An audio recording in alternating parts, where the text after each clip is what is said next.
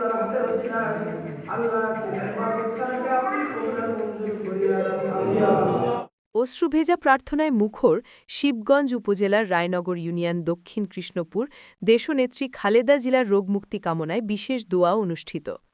রাসেল আহমেদের তথ্যচিত্রের desk report.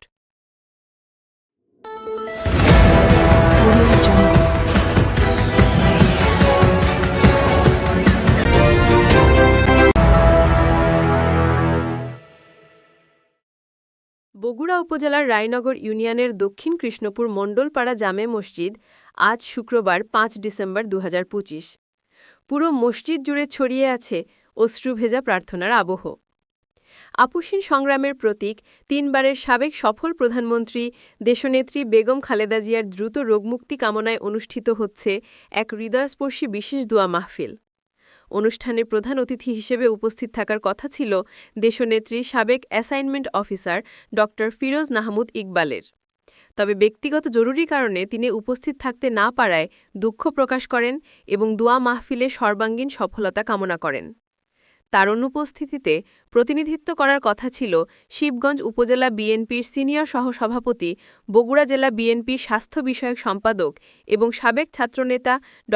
Ashiq Mahmud Iqbal স্বাধীনের। তিনিও ব্যক্তিগত কারণে উপস্থিত থাকতে পারেননি।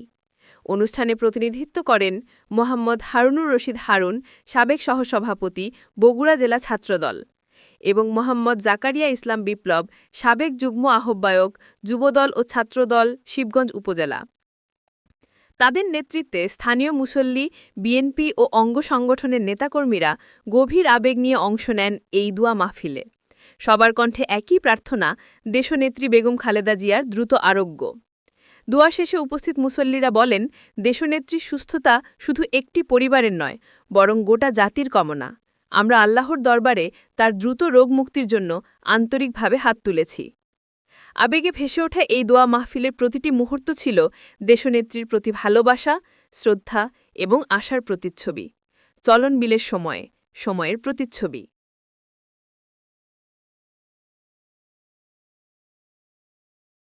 وتب علينا